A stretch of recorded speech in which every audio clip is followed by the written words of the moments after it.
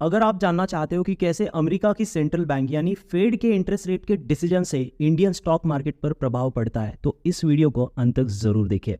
नमस्कार दोस्तों, मेरा नाम है नितिन और स्वागत है आप सभी का आपके अपने YouTube channel trading journey with Nitin में। और आज का लर्निंग टॉपिक है कि कैसे यूएस फेडरल रिजर्व के इंटरेस्ट रेट के डिसीजन से इंडियन स्टॉक मार्केट पर असर पड़ता है। सबसे पहले समझते हैं कि यूएस के फेड रिजर्व का काम क्या होता है और ये इंटरेस्ट डिसीजन क्यों लिया जाता है। दोस्तों, यूएस फेड अमेरिका का एक सेंट्रल बैंक है जैसे इंडिया में आरबीआई, और इसका काम होता है अमेरिकन इकोनॉमी को बैलेंस रखना। जब यूएस में इन्फ्लेशन यानी महंगाई बढ़ जाती है तब यूएस फेड अपने इंटरेस्ट रेट बढ़ाता है, जिससे मार्केट में पैसे की सप्लाई कम होती है और इस तरीके से महंगाई पर यानी इन्फ्लेशन पर कंट्रोल किया जाता है। इसके एग्जैक्ट उल्टा होता है रिसेशन में। जब भी रिसेशन यानी आर्थिक मंदी की आशंका होती है तब यूएस फेड अपने इंटरेस्ट रेट को कम कर देता है, जिससे नए लोगों के लिए लोन लेना या बिजनेसेस के लिए लोन लेना थोड़ा इजी और सस्ता हो जाता है और इससे मार्केट में मनी फ्लो बढ़ता है। अब अगले इंपॉर्टेंट पॉइंट पे चलते हैं और ये समझते हैं कि यूएस फेड का इंटरेस्ट रेट का जो डिसीजन है ये ग्लोबल मार्केट पर किस तरीके से इंपैक्ट करता है। दोस्तों, अमेरिका का इंटरेस्ट रेट बढ़ाना या घटाना सिर्फ अमेरिका तक ही सीमित नहीं है।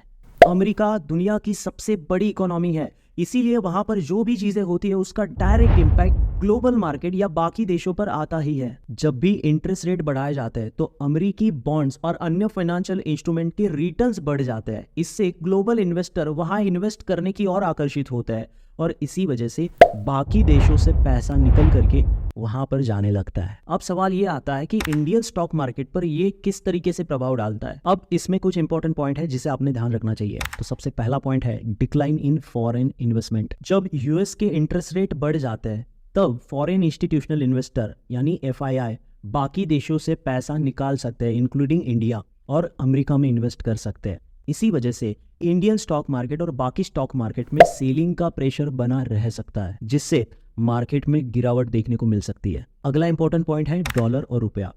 यूएस के इंटरेस्ट रेट बढ़ाने से यूएस डॉलर की डिमांड बढ़ती है और इससे यूएस डॉलर मजबूत होता है, लेकिन इंडियन रुपया कमजोर होता है। और इंडियन रुपया कमजोर होने की वजह से इंडियन कंपनीज जो ज्यादातर इंपोर्ट करती है उनकी कॉस्ट बढ़ जाती है और अल्टीमेटली इसका सीधा इम्पैक्ट उनकी प्रॉफिटेबिलिटी पर दिखता है। अगला इंपॉर्टेंट पॉइंट है सेक्टोरल इफेक्ट, जैसे बैंकिंग। तो बैंकों के लिए जब भी इंटरेस्ट रेट बढ़ता है तो बैंकों के लिए फंडिंग कॉस्ट बढ़ जाती है, जिससे अगेन उनकी जो प्रॉफिटेबिलिटी है वो कम हो जाती है। अगला सेक्टर है आईटी सेक्टर।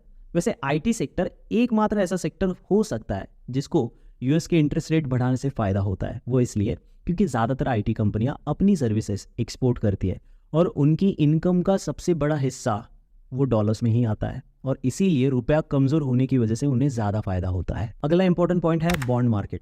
दोस्तों, यूएस के इंटरेस्ट रेट बढ़ाने से बॉन्ड्स की यील्ड भी बढ़ जाती है। इससे कुछ इन्वेस्टर को बॉन्ड्स के रिटर्न्स थोड़े अट्रैक्टिव लगने लगते हैं, इसीलिए वो इन्वेस्टर बॉन्ड मार्केट की तरफ अपना रुख कर सकते हैं और इसीलिए स्टॉक मार्केट में सेलिंग का प्रेशर बन सकता है। दोस्तों, अगला इंपॉर्टेंट पॉइंट है कमोडिटी प्राइसेस। ग्लोबल मार्केट में इंटरेस्ट रेट बढ़ने की वजह से कच्चा तेल और अन्य कमोडिटीज की प्राइसेस पे सीधा असर पड़ता है और इंडिया सबसे बड़ा इंपोर्टर है खास करके कच्चे तेल का, और अगर कच्चा तेल महंगा हो जाता है तो इसका सीधा असर इंडियन इकोनॉमी पे भी पड़ता है। अब समझते हैं कि लॉन्ग टर्म में ये किस तरह इंपैक्ट करता है। लॉन्ग टर्म में फेडरल रिजर्व की डिसीजन के बाद भी इंडियन इकोनॉमी की फंडामेंटल बातें जैसे जीडीपी ग्रोथ, कंपनियों के फंडामेंटल और डोमेस्टिक डिमांड मायने रखती है। अगर इंडियन इकोनॉमी मजबूत रहती है तो फॉरेन इन्वेस्टर्स वापस आ सकते हैं और मार्केट को अपना समर्थन दे सकते हैं। इसीलिए फेड के डिसीजन पर ध्यान देना जरूरी है, लेकिन इंडियन स्टॉक मार्केट के ग्रोथ पोटेंशियल को भी नजरअंदाज नहीं किया जा सकता। अब सबसे बड़ा सवाल कि ऐसे समय पर इन्वेस्टर और ट्रेडर्स ने क्या करना चाहिए,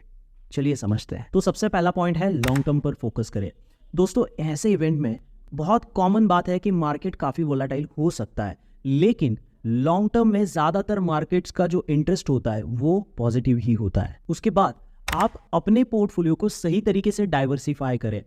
इंडियन और यूएस स्टॉक मार्केट के बीच में सही बैलेंस बनाकर रखें। डॉलर और रुपए में जो बदलाव होता है और उससे जो आपका लॉस होता है, इससे बचने के लिए आप इंटरनेशनल फंड्स में भी इन्वेस्ट कर सकते हैं। उसके बाद आपने थोड़े से डिफेंसिव यानी सेफ स्टॉक पर फोकस करना चाहिए। जब भी कोई ऐसे इकोनॉमिक डिसीजन लिए जाते हैं तो ऐसे कुछ स्टॉक्स होते हैं या सेक्टर होते हैं जिन पर इनका बहुत ज़्यादा निगेटिव इम्पैक्ट नहीं पड़ता, जैसे एफएमसीजी, फार्मा या यूटिलिटीज कंपनियां। ये कंपनियां ज़्यादातर इकोनॉमिक क्राइसिस में भी अच्छा परफॉर्म कर लेती है। और लास्ट पॉइंट कि आपने मार्केट के माइक्रो डेटा को भी रेफर करना चाहिए। इंटरेस्ट रेट में चेंज केवल एक इंडिकेशन हो सकता है, आपको इंडिया का इन्फ्लेशन रेट, जीडीपी ग्रोथ और अन्य फाइनेंशियल इंस्ट्रूमेंट पर भी नज़र बनाकर रखनी चाहिए। दोस्तों, ऐसे इकोनॉमिक इवेंट्स में मार्केट बहुत ज़्यादा वोलेटाइल होता है। इससे कुछ ट्रेडर्स को फायदा भी हो सकता है और कुछ ट्रेडर्स को बड़ा नुकसान भी। और आप में से कई लोग मोबाइल फ़ोन पर ट्रेड करते हैं। इतनी छोटी स्क्रीन पर ट्रेड करना बहुत ज़्यादा मुश्किल होता है। तो अगर आप जानना चाहते हो कि कैसे एक मोबाइल फ़ोन में भी इफ़िशिएंटली ट्रेड किया जा सकता है, तो कमेंट बॉक्स में टाइप कीजिए मोबाइल स्ट्रैटेजी। मैं अगला वीडियो इसी मोबाइल स्ट्रैटेजी पर बनाऊंगा, जिससे आपकी ट्रेडिंग मोबाइल फ़ोन में बहुत आसान हो जाएगी। तो दोस्तों, अगर ये वीडियो आपको पसंद आया हो तो प्लीज़ एक लाइक ज़रूर कर दीजिए। और इस विषय पर अगर कोई भी आपके सवाल है तो कमेंट बॉक्स में मुझे ज़रूर पूछिएगा, मैं उसके रिप्लाई ज़रूर दूंगा। Thank you. मिलते हैं अगले वीडियो में किसी और टॉपिक पे।